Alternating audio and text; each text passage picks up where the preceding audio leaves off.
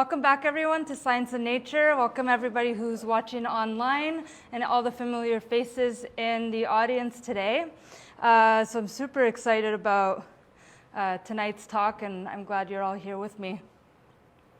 So this is Science and Nature. It's a free virtual monthly speaker event that the River Institute's been hosting for quite some time now. My name is Stephanie Hildebrand. I work at the River Institute in the Visual Communications, and I host Science and Nature. Hello. For just a little bit of housekeeping, this is especially for those of you who are watching online. If you have any questions, you can put it in the comment box, and we always like to know where you're tuning in from. So yeah, you can put that in the comments, and then we'll get to the questions at the end of the talk.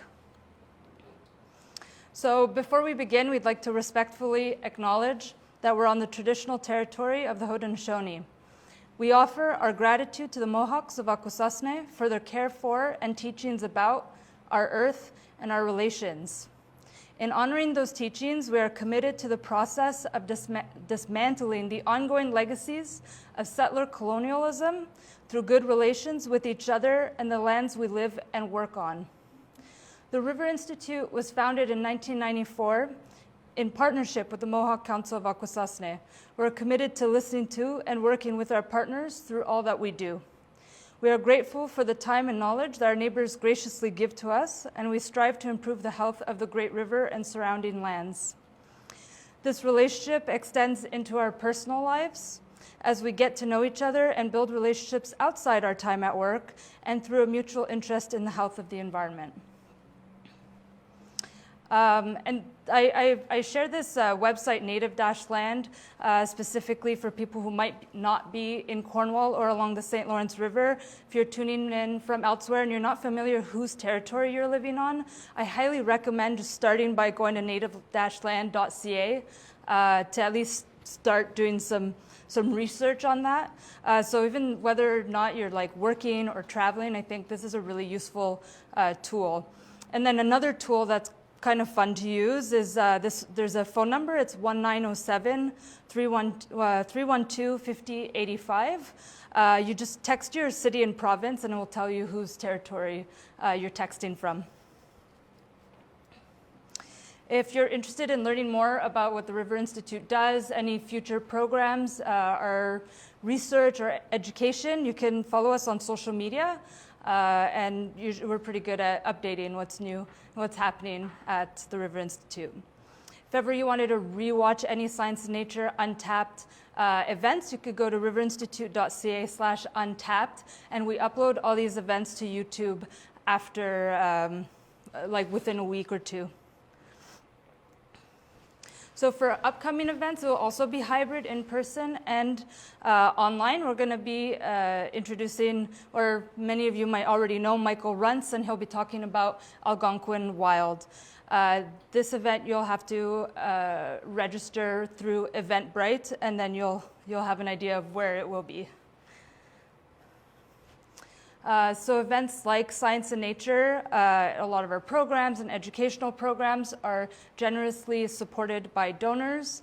If ever you wanted to make a donation, you can do so at riverinstitute.ca/donate.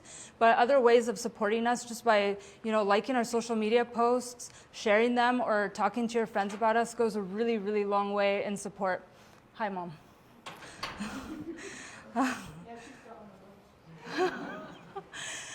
Yes, so for tonight we have Ojistoh Horn. She'll be talking about Kaniatarowanenen, the Great River, her health, and the health of the river. Oh, yeah, come in. Welcome. So just as a Mohawk Haudenosaunee woman whose mother is from Ganawage and father is from Akwesasne. She works as a family physician, taking care of her people through all stages of the life cycle. Hello.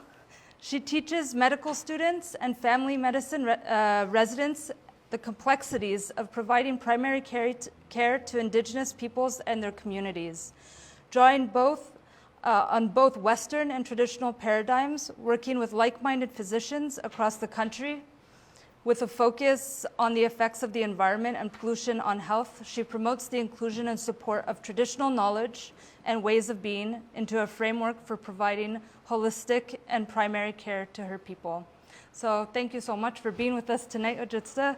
I'll pass it on to you. Hey. All right. Hi, everybody.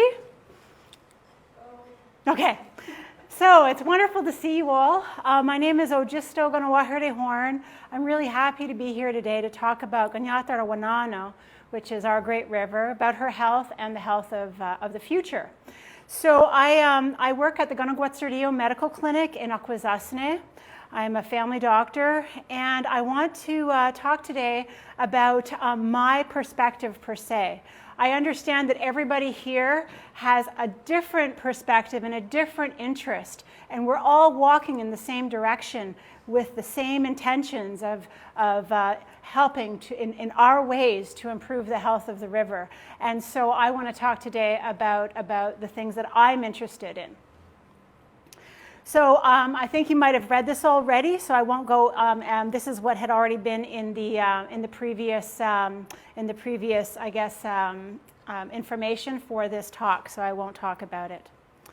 So before we do any kind of meeting, any kind of gathering in our communities, we have something called the Ohontsa. It's really the words that come before all others. The Ohontsa can take, I can do it in 2.5 minutes, or it can take very, very long. It can take hours.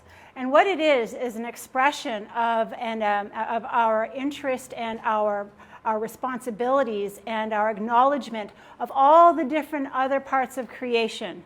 And that we're all here together walking upon this land, and we're all working in a reciprocal, balanced way. And it's all for sustainability. And we have to remember that we are part of nature, not a part. And I think that many of you people, because you're here, you're already aware of this.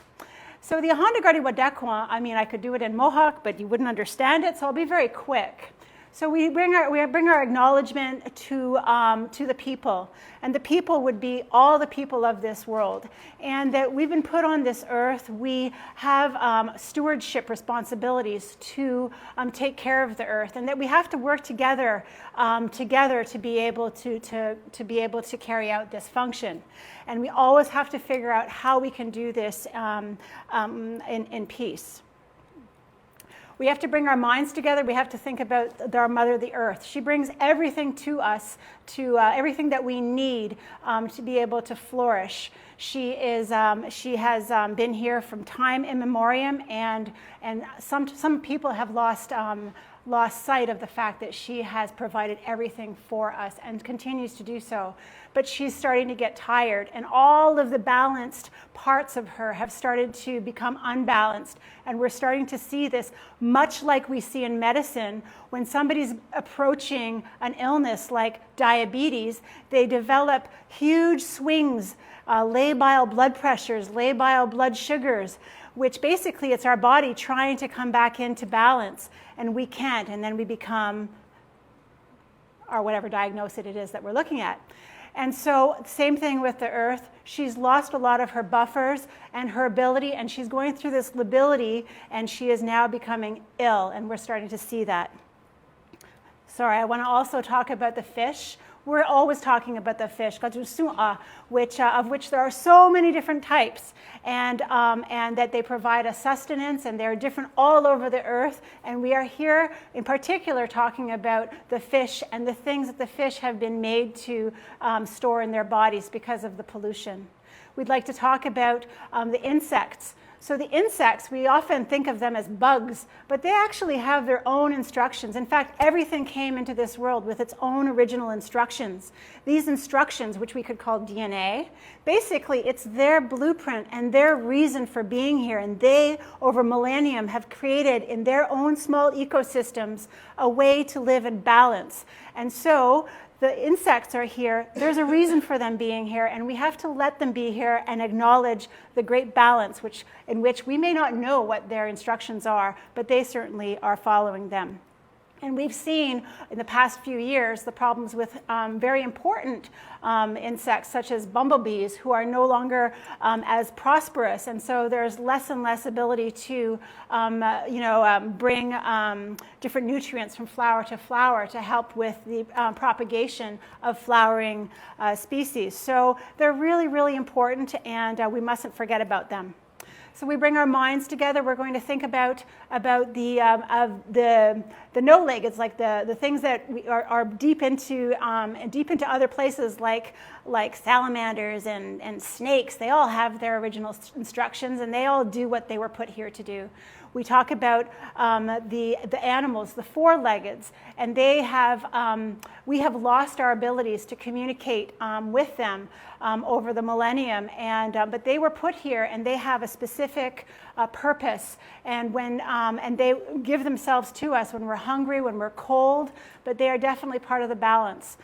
We bring our minds, we think about the domesticated animals, the domesticated plants. The plants that in our culture, corn, beans, and squash, we would have used to make sure that we had enough food for the next season. There was a whole series of ceremonies that go towards the maintenance of the balance that is required and the foresight that's required to have domesticated fruits and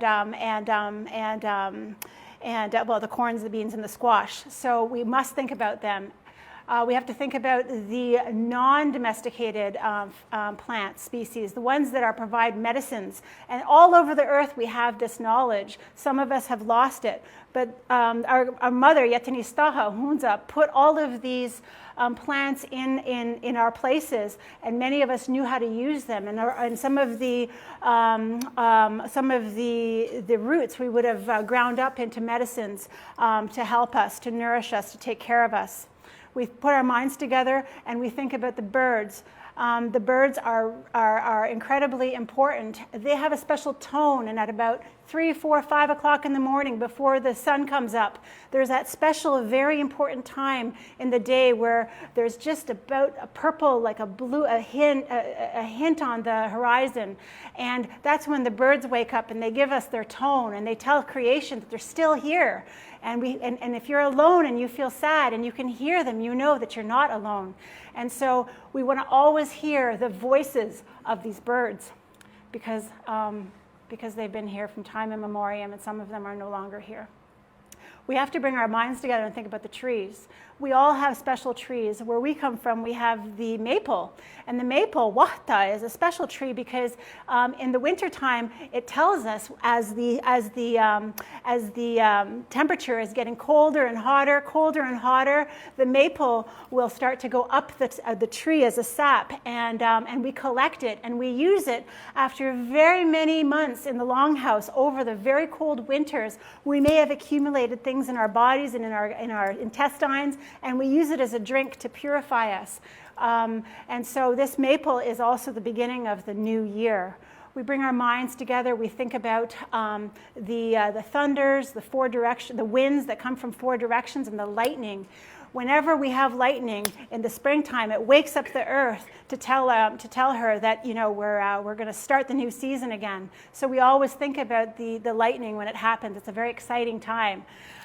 We think about I should have said the rocks, which is our grandfathers that are deep in the ground, and some of them have been mined all over the earth, and some have been considered to be more important than others.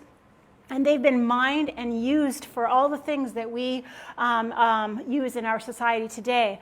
But these rocks are our grandfathers. They've been here they've been watching us forever, watching everything go through time.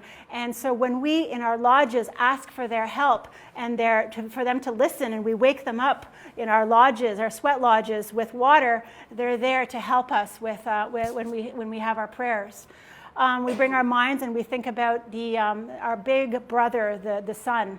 Our sun, who is like any good big brother, reliable, up there every day to provide us the warmth and the sustenance to be able to help us keep going. We bring our attention and put our minds to think about our great-grandmother, the moon. And so she is very wise in our stories.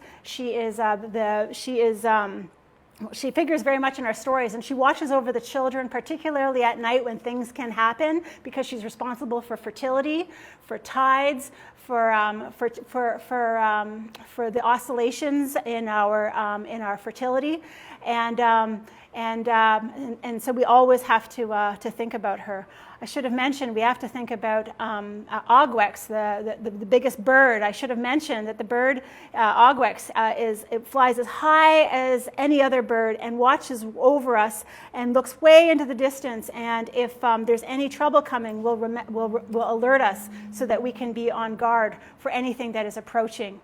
We have to think about the stars which can form a Milky Way. Some say it's our ancestors, but what it does is it forms a blanket over and covers and helps the grandmother. It's like a blanket, and we think about the stars because those are the same stars that all of our ancestors looked in the sky upon, and so it connects us into the past and into the future. So when we think about all of these things, we have to think about what brought it here. We can talk about creation, and in our stories, the creator is somebody who was the grandson of the person who fell from the sky, sky woman, and who created all of these things that we see today. And then he had a brother who created mischief and also changed the things that are on this earth. When we think about Sangwait which is creator, we also have to think about the sky woman, Jujujizu, as she fell, and all the things that she brought, all of the medicines and knowledge that she brought from somewhere else onto this earth. And of course, we have to think about the most important thing of all, which is the energy, the mind, all of that made this happen. So oyera negazastantsir goa, the big energy, the mind inside nature. And so when we do Ahondagari Wadeko, we have to remember that we're part of this world. And if we think about that every day, then maybe we'll be more able to make better choices for our mother. So today we're going to briefly talk about the history of the industrialization of the area and its link to our health. We're going to describe emerging approaches to thinking about planetary health. We're going to discuss the idea of reciprocity and the links between engagement and experience that gives us good health. I like to put up different pictures that are made by people from the community. One of my friends did tell me who did this. I'm going to have to ask somebody to remind me so that I can put the person who had done this painting so that I can properly identify her. I apologize. But what you do see is two women. They're dressed in our traditional clothing, and they're carrying a flag. This is the Hiawatha flag. It's the Confederacy flag, and it is our flag, the Haudenosaunee flag. And I'll talk a little bit about it in a little bit. We're going to talk about disclosures. So I'm on a whole bunch of different committees and a whole bunch of different boards, and I just want to say that this is where I get all of my information. I'm very involved in the things that I'm going to say to you today. I read a lot, and I'm not going to talk so much about the things that I've read, but more the things that I've been part of, because I know that that many of you may want to read about these things, and so I won't. Without further ado, I will continue. I also want to acknowledge where I got all my information in terms of culture. I come from a very, very vast amount of knowledge. I don't come here on my own. I was imparted from my family and my relatives and the people who have long since gone, the stories and the ways that I think about things. I won't go into detail about them, but a lot of them had a huge involvement in the health of our people and ensuring that that I would be here today. But I want to start with my mother's two grandfathers. So Louis Diabo and Peter Horn were two men in Kahnawake, and they together worked together to try very hard to stop the seaway from being put in Kahnawake. Now you can see in this picture in the middle the seaway, which is obviously the nice road-looking part of the river, but you see a huge area that was basically, there's nothing there. They basically physically removed huge numbers of families from that area so that they could build the seaway. So my families had land, but we no longer have land because it's now underneath the seaway. I think there's a bus depot right beside it. But in any case, we had land. We were removed from our land for the seaway to go through. Kahnawake is particularly hurt by the formation of the seaway because it completely cut off the relationship of the people in the community to the water. And so this in Kahnawake was a very direct thing. It happened in the mid-50s, and it was like night and day. You have a relationship, you don't. My grandfather, Peter Horn, was a huge orator, and he only spoke Ongwawaneneha, so he only spoke Mohawk, and he would be very, very up there. He would go to Washington and Ottawa, and he'd go Albany, all over the place talking. And he'd have these big speeches, and Louis Diabo spoke French, English, and Mohawk, and so he would translate. And he was a very quiet, diminutive guy, but when he was translating what Peter Horn was saying, he was like all in Mohawk, in English and French. So they were a really good act together. But unfortunately, they didn't win. And what they did was with my grandfather, they basically bulldozed all the way around his house, right till it was around this house. He'd had a stroke. They went up, and my grandmother had to use a ladder to bring the water up and down. And when it was time, they had all the bulldozers there, and they carried him out of the house and bulldozed the house in front of him. And it was so devastating what had happened to our family and to the community of Kahnawake. So there's a lot of things that I grew up that really, not just my family history, but also the things that were around me that really influenced the way that I came to think about the environment. So this is a picture. This is a photo of the woman. She was on my wall from the age of 10 till I left my mom's house. And it says, only after the last tree has been cut down, only after the last river has been poisoned, only after the last fish has been caught, only then will you find that money cannot be eaten. And I don't know why, but I can hardly say it because it has affected me from when I was a child to watch that, to look at that. And when in the 1990s, there was this group of people who, I think they were from Sweden, I'm not sure, but they were from the Nordic countries, and they were doing a huge movie about, and it was called The Elder Brother's Warning, and it was about the mamas. It was about the people down in the San Madre Mountains, and it was about their warning to the younger brothers. They up there in Colombia, way up in the mountains, were already noticing changes in the environment, and they were very worried. They said, if we can notice these changes up here, it's definitely happening everywhere else. And so they made this movie. It's a beautiful movie. You can see it on the television, on television, on YouTube, and that really affected me as well. And of course, there were some really great movies like Clear Cut, with Graham Greene, which all about saving the trees and looking at nature and seeing the beauty within nature. I actually tree planted for a few years so that I could be up there and see firsthand the effects of clear cutting in the northern areas. The other person, of course, some great orators. We have here John Trudell, who died a few years ago. He was part of the American Indian movement, and he said, "We will not destroy the world. Man has an ability to destroy all the people's ability. Man has an ability to destroy all the people's ability to live on this earth, but we do not have the ability to destroy the earth. The earth will heal itself. The earth will pure itself of us. If it takes 1 billion years, the earth has that time, but we do not." So I guess what I'm trying to show you is that all the way through my life, it has come to this point that planetary health is something that I'm incredibly concerned about. I think about it all the time. And so I'd like to share with you some of those things that I've become involved in because of that.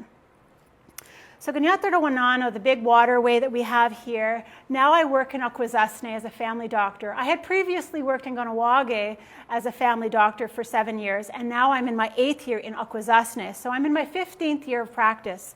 And when I moved here to Akwesasne to be nearer to my father's family, I very quickly became aware of some of the big health discrepancies that I was noticing. And so I will talk a little bit about that. This is a picture from the sky. You can see St. Regis, and you can see this is Snai. Well, the American side is like this, and then Snai goes all the way around, and we have a whole bunch of islands. And I can't imagine, I've never actually seen anybody fishing except that winter when they're out on the water doing ice fishing. And I can't imagine what it must have been like when people were on the water. Now we have a lot of people enjoying the water, but it's with mechanics, with jet skis, with our pontoons. I don't see a lot of people actually engaging in the water, and that makes me sad. So as you know, Akwesasne is a very complicated place to understand and to work as a physician. I work on the Canadian part of the reserve with an Ontario and a Quebec medical license. In Kahnawake, I did a lot of obstetrics. I delivered a lot of babies, worked in the ER, and did a lot of hospitalization. But when I moved to Akwesasne, I changed my practice and I became community-based. And so I started to do a lot of home visits and started to go into people's homes and trying to figure out what were the reasons for the people being unhealthy. Because don't forget, I'm a family doctor. I actually only see people who are not as healthy. So I may have I don't have an accurate vision about how everybody is because I'm seeing people only when they're ill. So what I wanted to say is, Akwesasne is, I come from a traditional-minded family, and Akwesasne is one of the 7 Mohawk communities along the St. Lawrence River. And we are part of the Haudenosaunee, or the Haudenosaunee Confederacy, or the Iroquois Confederacy. And this confederacy is symbolized by the Hiawatha Belt. And this is the belt right here. And one of the things I wanted for you to realize is this is the very first it was one of the huge influences to the Constitution of the United States. Not so much Washington and all of that, but Ben Franklin actually spent a lot of time in our communities learning about the Confederacy. And so we were a big part of what came to be the United States. Unfortunately, they changed some of the things about the way that they had their Constitution. So one of the things is we have a woman here, and she's holding the Gustoa, the male Gustoa, and we have a chief here, and he's listening to her, and she's talking to him in his ear, but she's holding the Gustoa because she can actually decide who is going to be the chief, and if they don't do what they're asking them to do and don't speak well on their behalf, they can be removed. And so our women were very much part of the politics of the community. And I won't go into too much detail except to say that this particular flag, which you will see all over the community, is very, very important. And it talks about this great law of peace, our confederacy, which is still alive today. We also have other important treaties, and these are of friendship. We have something called the one on the bottom, which is the two-row wampum, where we would live side by side, walking upon this earth, or actually going on the river of life, and you can stay in your ship with your laws and your customs and your language, and you can go, and there's enough land here, and we're going to go in our canoe, and we're going to follow our way of life, and that they weren't going to cross. And so that was the original idea at the beginning of colonization. We also had another important idea, and that was what's symbolized here in the dish with one spoon. And so basically, we have this huge territory, and this was something between the Algonquin and the Mohawk, Iroquois. We have this huge territory, and we all have to hunt, we all have to fish, so let's use it together. and we're just going to take what we need. We're not going to take more because there's enough for all of us, and we're going to be sustainable. So that's the dish with one spoon. Very important concepts that we should reconsider. So basically, when we talk about indigenous ways of knowing, indigenous ideas, which comes out a lot, the question is, what does that mean? And so really what it is an acknowledgement of those original instructions. What were those instructions that creation gave to that being when it came here from wherever, from that mind inside nature? What were those instructions? We acknowledge those instructions and their right to be here. We understand physiological homeostasis, all the things that make the world work together in perfect balance. We understand there's a continuum in which we have to take into consideration spiritual, emotional, mental, and physical health. We have to talk about interpersonal balance, where we learn how to get along with each other. We have fair discussion, not one person having a stronger voice than others. There's a balance of responsibilities between all people of ages, genders. We have traditional medicines and a relationship with those medicines. A relationship between the medicine, the practitioner, and the patient. It's not just a pill. Balance with the past, the future, and way into the future with the 7 generations. This is what we mean when we talk about indigenous ways of knowing. So it's very hard to kind of, prove that, that what we think and the way we think actually exists. I was really impressed when I first read this book, The Hidden Messages of Water. It's so beautiful, and it basically says that when you, through a lot of work, this doctor, Masaru Emoto in Japan, was able to crystallize water and take pictures of the water. And he found that if he said really clear, nice, soft, positive messages to the water, when it formed a crystal, it was a beautiful crystal. But when they said not nice things and were very pessimistic, or the water was polluted, then the water formed incomplete crystals, and they were of different colors, and they lost their beauty. And so, of course, when we see that, we think, oh my goodness, the water, can it actually interact with us? And that's what we mean when we say reciprocity. And it was so interesting to see that that this gentleman, this doctor, was able to show what reciprocity looks like. So we, as I've mentioned in the Ohondagardi Wadekwa, we were involved with planting, the harvesting of wata, or maple syrup. We have corn. We have a big basket making culture. So we have all of these things that over time, fewer and fewer people understand what those are. We also have a lot of industry. We have a lot of people who've really gone out and gotten jobs, education, and brought back money back to our community. So we're actually quite a thriving community. This is a picture of my grandfather on the side. They built, we had a Mohawk crew on every skyscraper and built bridge in North America. And it's important to know that in 1985, around there, the IRS decided they would change the rules, and they said that we had to start paying taxes even though we were indigenous people, where we previously did not pay income tax for a lot of reasons I won't go into. And they changed the rule, and they said retrospectively now you have to start paying taxes. So a lot of these men who now had to pay hundreds of thousands of dollars on work that they had done for their whole life would have to pay all of this money to the IRS. So they couldn't work off the reserve. So they came home. And they came home with whatever money that they had, maybe their pension, and what they were going to do with it, because now they can't work off the reserve, or their money will be 100% garnished. So that was a really big thing that happened at the same time as all of these other things had happened. So we now know about residential schools. We know about things that happened up in the Inuit country. We know about pollution. We know about problems with the healthcare system and racism.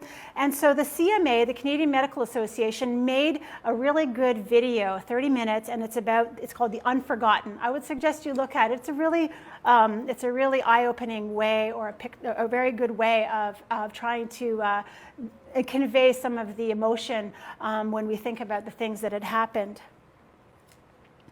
But I want to talk about the reason we're here today. It took me a while to get here, but I want to talk about the water. So we had this vibrant relationship with the water, with the land, that was cut off because of what had happened here with the water.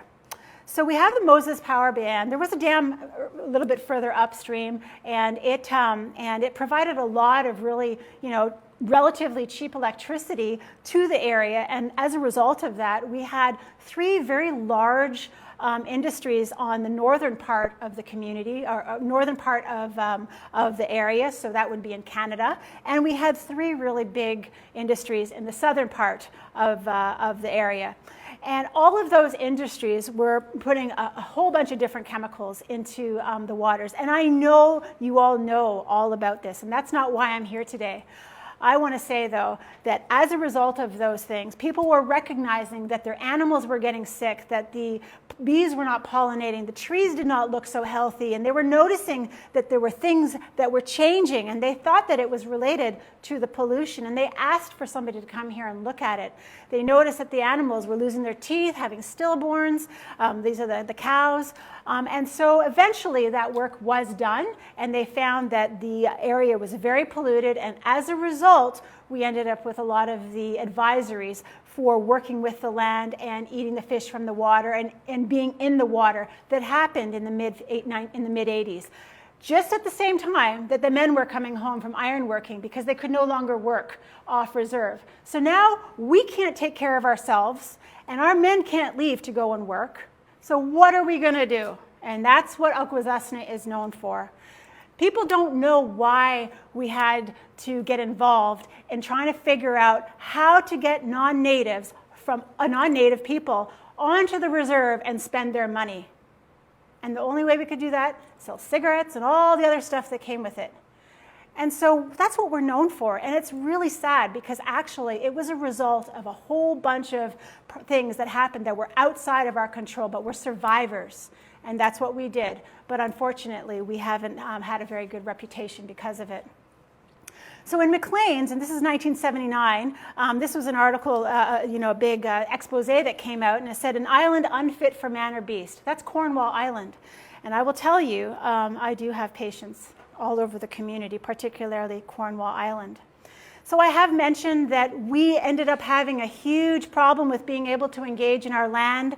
We couldn't grow our food anymore. The bees weren't pollinating. We couldn't fish. We couldn't eat the fish. We had to stop our dairy cattle. And all of these pollutants were because of the way that they bioaccumulate. We were at the top of the food chain. And so when they did these studies, we at that point, we weren't as sick.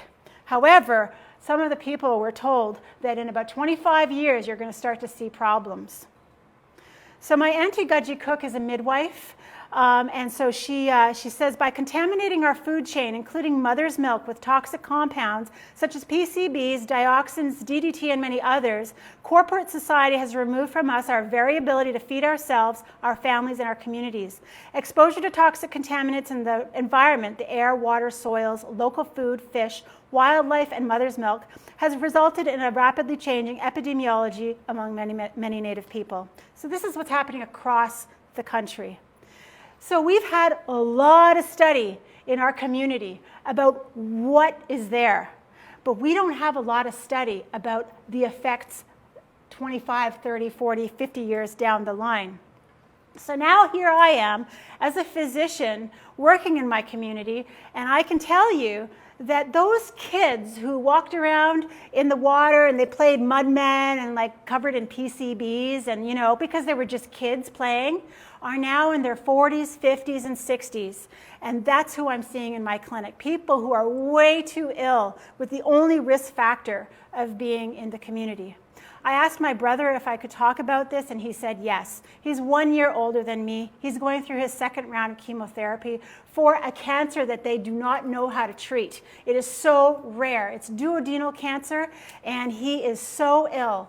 And there are people in my family, there are people in my extended family, and young people throughout the community who are having autoimmune illness and neoplastic illness that we can hardly keep up with because we're so busy and our system is not very strong in terms of healthcare. So our health is definitely linked to the health our health is definitely linked to a safe environment. Due to the pollution, Akwesasne are not able to continue to interact with the land, water, air, animals, and means of passing down language and knowledge. But most importantly, what was damaged was our relationship with the river. I was so surprised when I saw this beautiful painting on the wall of the Environment Office, and I didn't even know a single fish name. And so we've lost this ability to even be able to name our fish in English, much let alone where they are and their Mohawk name. So family medicine, as we know, family medicine has 3 pillars. We have preventative care, management of chronic disease, and acute care. And as a family physician in Akwesasne, like I've said, I take people through all stages of their life cycle. And we've known anecdotal rates of high rates of cancers, of autoimmune diseases, and of course diabetes and that kind of thing, the one that you often hear about. But we don't have a robust health system. We don't have a robust means of being able to really get at the preventive disease management, the management of chronic disease and acute care, because there's so few of us. I'm the only full-time physician on the Canadian side of the community, and there's like membership of 14,000 people. So we're just managing, just hanging on. And so we need help in all types of this problem. And so when I hear about the new chemicals and stuff, I just go, oh my gosh, I don't even know where to start. I wouldn't even know. Today we just measured somebody's mercury and lead levels, because I'm like, we never even thought about that, and this person has this, and that. We're just trying to keep up, but we don't have a robust system to monitor and manage this problem. So one of my big heroes, when I was 19, he came out with Manufacturing Consent, Noam Chomsky. Yeah. So I love this book, Consequences of Capitalism. I actually now understand some of it, because I am not an economist. I don't know much about all of the history of how we came to be where we are, but I think I need to know something about it. So I've spent a lot of time really paying attention to him. So here's a quote here. So at one extreme, you have indigenous, tribal societies trying to stem the race to disaster. And at the other extreme, the richest, most powerful societies in world history, like the United States and Canada, are racing full speed ahead to destroy the environment as quickly as possible. So I've talked a little bit about this worldview, indigenous worldview, and how different it is from the worldview that we live in right now, which is a capitalist, neo-capitalist framework. And that's a huge discussion and a huge thing, the big elephant in the room that we have to talk about if we're going to figure out how to fix this problem. So in this last year, in 2022, Canada put forth Bill S5, which is SEPA reform, the Canadian Environmental Protection Act. It came out in 1989, then it was redone in 99, and then it's supposed to be done every 7 years, and it's 22, it's being done. The problem is that it's not robust enough to be able to take care of all the chemicals that have been created that bioaccumulate and are causing health and disease, because it's right now the way things are is it's up to the government to figure out if something is healthy or not, and it's not those industries that are making those chemicals. It's called to tell us that it's safe. And so this whole idea of we should be going to a precautionary principle, much like how Europe is doing, where it's up to the company to say, you know what, this is safe. It's the opposite here. They can just keep doing what they're doing, and it's up to the poorly funded public system with the government to say something is safe or not. So we're way behind, and there's so many problems with this act. So it's an act respecting pollution prevention and the protection of the environment and human health in order to contribute to sustainable development. So when we talk about sustainable development, I'm like, why don't they just leave it like it is? But nope. It's got to be for development, because Canada is a resource-rich economy, and it is based on all its money comes from natural resources. The one big thing in the SEPA is that humans do not have a right to a healthy environment, and it's been a big source of trying to change SEPA. You think we have a right to a healthy environment, but we don't. We only have a right to a healthy environment insofar as economic considerations have been thought of. So back in May, I am on the board of the Canadian Association of Physicians for the Environment, and I was asked to speak at the Senate subcommittee about SEPA reform. And so yeah, I put this in here to prove this is what I talked about. I talked about SEPA reform, but Indigenous perspectives. One of the big problems about SEPA is that Indigenous communities, which are under the federal government, the mandate for SEPA has to go through the provinces, and provinces do not have any kind of mandate to protect lands on Indigenous reserves because they're federal. And so we have a huge regulatory gap. So I'm really worried about things that are happening right now. What are we supposed to do with all of those batteries that are coming from these electronic vehicles when they run out? Where are we going to put that waste? What are we going to do with small nuclear reactors that we're using and that's being... They're going to put them in Ignacen. They're going to put them underneath exactly, we have to stop them. They're going to put them way deep in the Canadian Shield. But who's up there? Indigenous people. And we've already had incredible problems, particularly with mercury. I work in Grassy Narrows, which is a community in Northern Ontario that has been affected for more than a generation due to the pulp and paper mill in Dryden putting the inorganic mercury into the water table, and then it becoming organified and then going all the way through 200 kilometers through the water basin. And so and there was no protection, and now the people there, they're not old. They have no more elders. Their elders are in their 50s, 60s, but they're not living very long because they have this profound chronic exposure to mercury. And we're going to see more of that with climate change because of all of that mercury that's stored in the permafrost. The permafrost is full of mercury, and as it thaws, it's going to go into the water table, and it's going to be an increasing problem for the people up north. So back last year, we also wrote an article. It's called Why We Need a Fossil Non-Proliferation Treaty. And it was in the Lancet. The reason I wanted to talk about is that sometimes Native people do not have a lot of options. And so economic disparities resulting from colonialism might lead communities to support projects despite known harms with consent granted because of an absence of other options. So we may allow people to do things like bury stuff in our communities because we have no other economic options. We also wrote an article in the Lancet Planetary Health with Nicole Rivers and a bunch of us. And so one of the preeminent causes of the planet's destruction are the collective loss of awareness of the interconnectedness that exists within nature. Humans have lost their identity as organisms within a larger system and thus have lost awareness of how to live sustainably with Mother Earth. There's a loss of an ecological bound cultural identity, making it easier to project predatory and abusive impulses onto the environment. So, and this is, I'm very proud of this paper.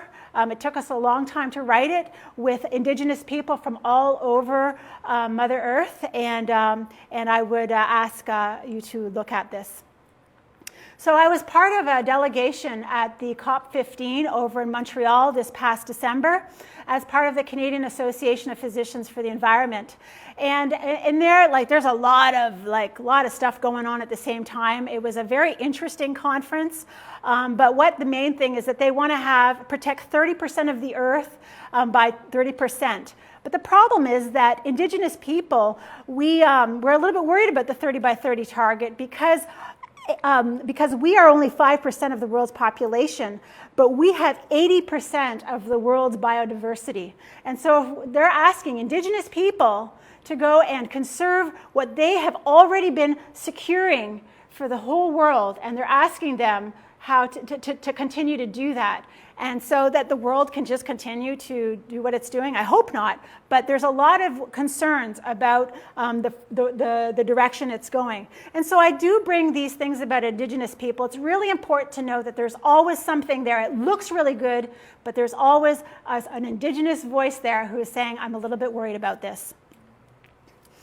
So another article that came out last week that we wrote after this COP15 conference, we're talking about, this was the first time that we actually had health as part of the COP15 conference. Before, biodiversity was not talked about with health involved. So now health is starting to become part of the discourse. So we wrote a paper, and it's biodiversity and environmental stewardship need to be better integrated into local health systems, such as through radical listening methods, nature prescribing, regaining human awareness of interconnectedness within nature, and intergenerational learning practices, and by directly funding interdisciplinary biodiversity health work in communities. Kind of what we've been talking about. Another thing that came out last week is something which I think is super important that we need to think about. It's the socioeconomic impacts of science and health misinformation. It took us about a year to write this, year and a half, and so as a part of a group of people, and so we as Indigenous people are very, very vulnerable to misinformation because of a whole range of problems. Rather than talk about this, because I'm running out of time, just to say that if we start actually participating in the earth and having experiences, we will become to have a better relationship, and we'll start to want to protect the earth, and we'll start to become more involved, and we will be able to withstand all of that climate disinformation that people have been talking about or listening to. And so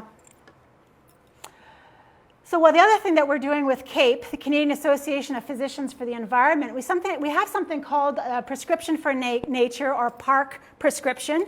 And what that is, as a doctor, I can give you a prescription and say, I want you to go outside, I don't care where it is, look at some green, and stay outside for 20 minutes, a couple times a week, and that's going to help bring your cortisol down. It's going to help give you some endorphins. It's actually really good for you. And by being outside, it actually is going to make you want to participate with the earth and to start to want to protect her.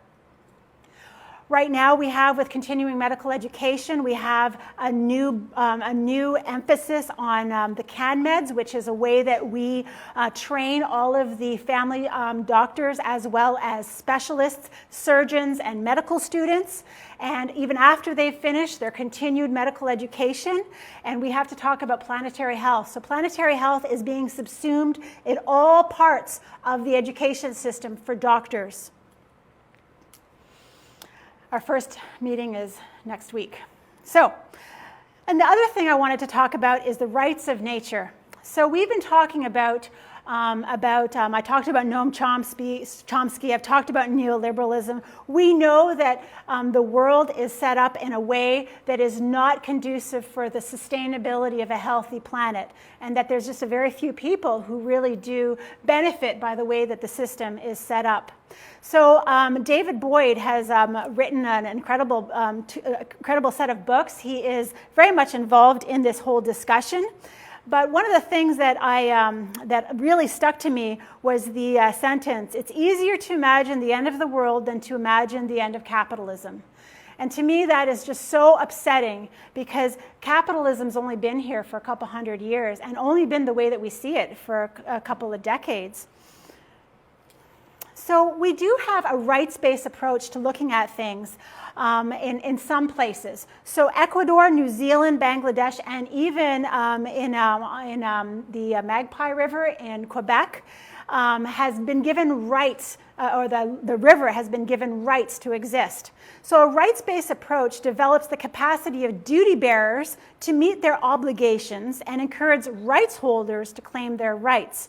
So for those rights holders, like rivers and marshes, who cannot speak for themselves, such as water and land, advocating for their right to exist and for the preservation of their ecological diversity within their bodies must be protected. So we know that Canada is a corporation. We know that the whole infrastructure is there to support it. And based on that, you get laws, you get specific acts like the Indian Act and the Lands Act and the SEPA and all these acts that actually are there to support it. And then you have regulations, you have policies, and then you have roles and responsibilities, specific services, and then you have programs. So we keep pushing money towards the bottom. But if we don't fix the top, we're never going to be able to fix everything below it. So we have to start talking about changing the rights for corporations to exist to the rights for specific parts of, for the earth to exist, for the ecological biodiversity to exist. So, you know, we have the Canadian Constitution. In 1982, it was redone, and there's two parts in it. The Section 35 and 52, which, if you put them together, they have very recently been argued in the court system to have a very interesting outcome. And so, if you put them together, basically, the Canadian Constitution is the law of the land. It's the act, it's the law of the land.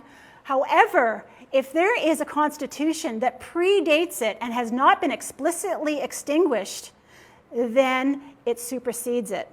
And so remember I told you about the Kaniatarowanenen, the great law of peace. It was never extinguished. It's about, and so what that means is that we now have a legal ability here in Canada to talk about the rights of the environment. This happened just last year at the end of October. This is my mom. She was a group of women who stopped McGill from an injunction to stop McGill from doing the work that they wanted to do at the old Royal Victoria Hospital site. And they used the Kaniatarowanenen to make their case. And they actually won. And there's a huge decision. I've put the decision down here, and that's what I'm talking about. I'm talking about the fact that the Kaniatarowanenen, the great law of peace, which is about peace, the great balance, righteousness, it's morally, it's ethically, it's something we should do, and power, we can do it. Now we can do it. And it's really important to recognize that things that we put in place centuries ago, in the 1100s, actually are going to help us right now because we need it to help us with protecting our earth. So we're all here. We've all come with a very important gift. We came from wherever we came from with a gift when we were born. And over the course of our life, we have been fortunate to have spaces with which to walk through childhood and adolescence and to try on different experiences and figure out, hey, I like this, or something really is encouraging. You really want to learn about it. And so we've all had these gifts, and now we all have our minds, and we all have our own perspectives on the ways of helping Mother Earth. And so that's why we're here today, because I know all of you have your own experiences, and we need to work together to try and figure out how we're going to help her. And it has to start at a smaller level. It has to start in the community that exists around this place. And so one of the things we can do is we can do the Ohontsa all the time, every day, and remind ourselves of why we were put here and our responsibilities as stewards to this earth. We can't wait for a technological fix. Small nuclear reactors, electronic vehicles, that's not going to do it.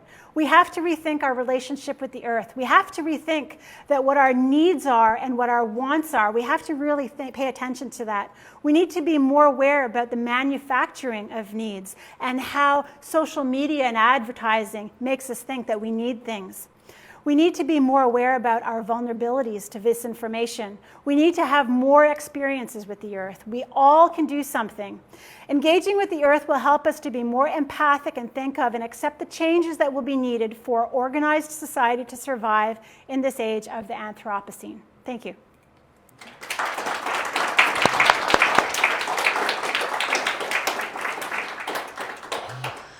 Thank you so much. I'll open up the floor for questions. I think I did it exactly 1 hour. That was incredible. Actually, and you had 5 minutes less because we started late. Okay. So. Do we have any questions in the room? Or comments? Yeah, okay. I just want to say, Okay. I just want to say you did an incredible job in a very short time covering a lot of things that I've been wanting to say for a long time. It is amazing. I have these conversations with my husband constantly. I have these conversations with my daughter. And I'm so glad to hear it from you. And I'm glad I'm not the only one that's crazy.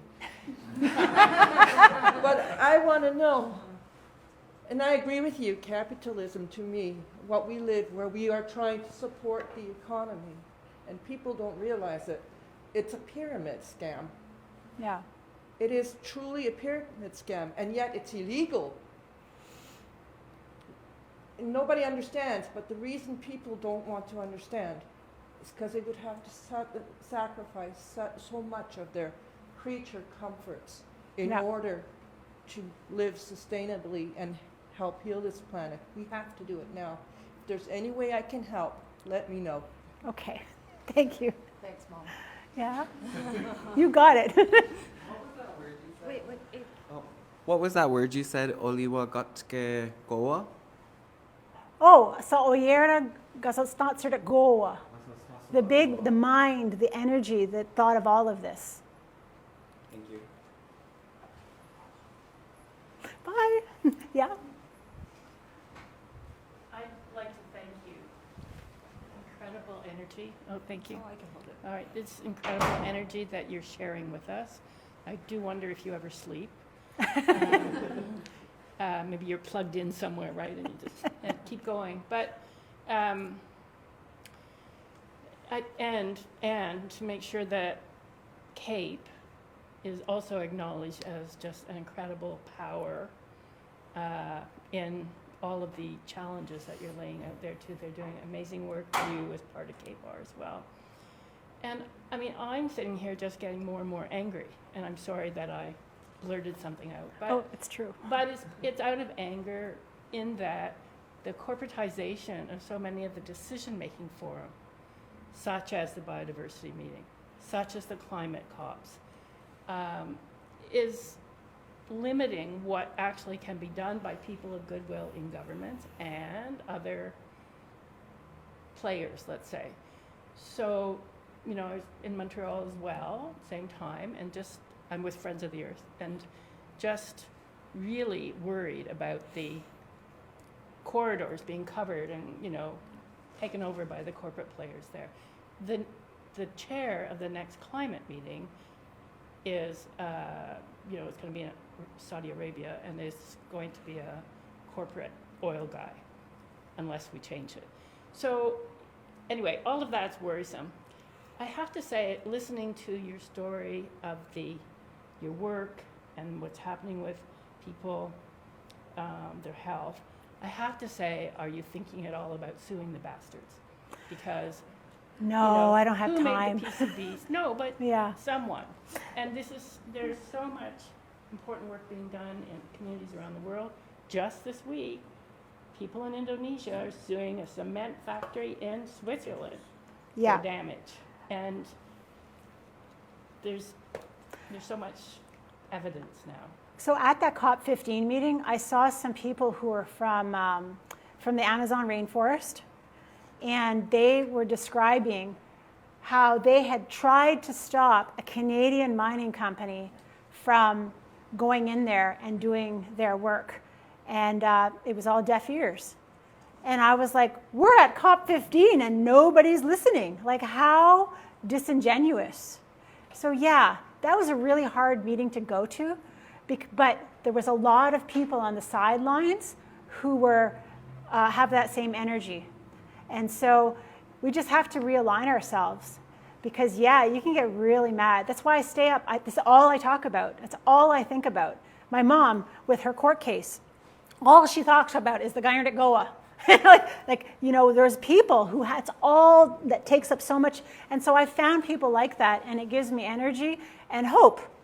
So, I mean, I don't have time to sue them, but I think you should sue them, but in terms of the yeah, but I'm not there. I'm somewhere else. But I know that there has been an incredible injustice, and we're trying really hard to figure out from many points of view. One of my really good friends is the president of the Canadian Medical Association, Alika Lafontaine, and he is from out west, and he's like, okay, Ojistoh, what do you need? And I'm like, national licensure. So that's what we're talking about.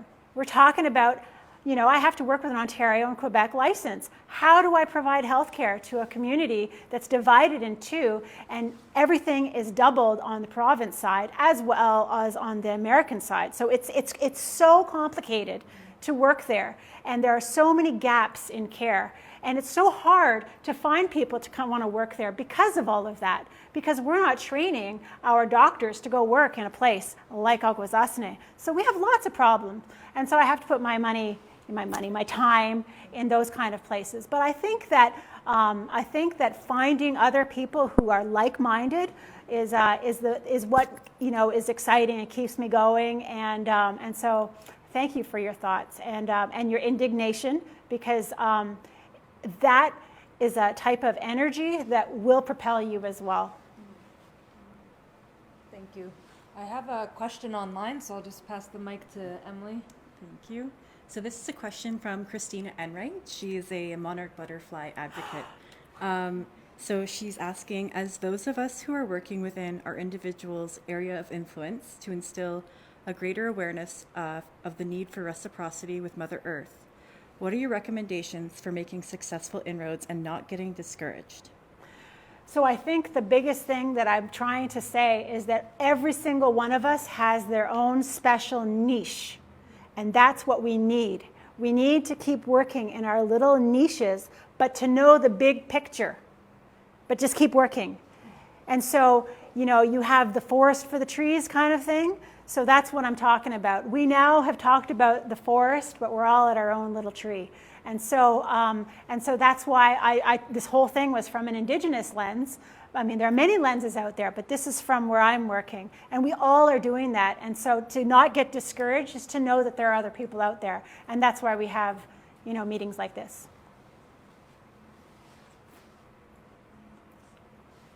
I think we have another question and comment online. So this is a question and comment from Bruce Kahn. It's a bit long, but I'll start at the top here. So the U.S. Congress is currently debating a new act, the One Health Security Act. This legislation is expected to pass soon and will require all federal agencies to establish dedicated offices of One Health with the mandate to consider the critical interconnectedness of human health, animal health, and environmental health. This seems to resonate with some of the issues you are addressing. Do you know if Canada is making a formal progress on the One Health front in terms of new legislation or policy? I have no idea. And that's a very good question. I hope so. But like I said, the CEPA reform, we've been talking from the point, there's 6 groups. CAPE is one of them, the David Suzuki, breast cancer for Quebec. There's 6 groups. And everybody's trying to get at CEPA reform in a different way. I was the regulatory gap for Indigenous people. That's my thing. So there's a lot of different moving parts here. I don't know if that's actually happening in Canada, but I bet you there are people that I could talk to who could find out very quickly. But that's a really good example of there's too much for any one person to know, and that's okay. You're not supposed to know everything. You're supposed to know your part and your place in creation, and if you are all moving in the same direction, maybe we'll make some changes and inroads. Thank you. So that's it. Are there any questions in the room that we want? Yeah. Make a comment. Oh, here, I'll come on. Sorry, I'll hold the mic. Thanks. So my name is Mike Simkowiak. I've worked on the river since 1993. Started in Longsu at the Longsu Marina, and I worked there for 5 years during high school, and then I started renting canoes and kayaks at Millrush Beach in the Longsu Parkway. So I've seen the river change a lot in the past 30 years, and I just want to say that a lot of things have actually gotten better. There's a lot of, I feel like there's kind of this cloud of very powerful fear and negativity over the whole environmental situation. There's definitely serious challenges that have to be thought about and assessed, and there's real bad chemical issues with the river. But in general, it has changed a lot. And since the 60 years since the flooding of the seaway, I work on the flooded side. So when you bury a whole bunch of organic matter, it creates, like, the amount of methane that was produced from the flooding of the seaway is more than any type of global warming we need to worry about from a coal-fired power plant or anything like that. That's beside the point. But as the river has changed, the algae situation has changed, and in some ways it's gotten better, probably in some ways it's gotten worse. But I think, you know, we all have to be hopeful and look at the positive aspects of what we've managed to do, both on the chemical front and on the environmental front. At the same time, looking at, you know, farmers have just cleared 1 million acres between here and Ottawa and taken out every hedgerow. Yeah. You know, so there's very serious things we need to work on, as well as a lot of positive things as well. I think your comment is really, really important, because we talk about how we know that things are better in Akwesasne, but we don't know where. So we need to figure out how to get the funds and the ideas and the community engagement to figure out where it's safe to start to engage with the earth again. And we know that it's safe. We just have to figure out where to do that. And so, you know, we're working towards that. We've been talking about that for a few years now, and it's exciting to talk because it's hopeful. And I have some, Abe and I have, he's gone now, but we talk a lot about interesting ways of doing research in the community that's very different than traditional ways of doing research, to answer those very questions. Where is it safe? How can we do harm reduction? How can we participate and engage with the earth and the land and the water and the ice without being harmed? We really have to start doing that. And I really appreciate your comment, because we need to be hopeful, and that is very hopeful. Thank you. Do we have any more questions in the room? And I'll check online one last time. Just a whole bunch of thank you and great presentation. Yay! Thank you. Thank you so much, and thank you for the reality check and good. inspiration Yeah. and resources. Oh, yeah. Yeah. Thank you. Thank you.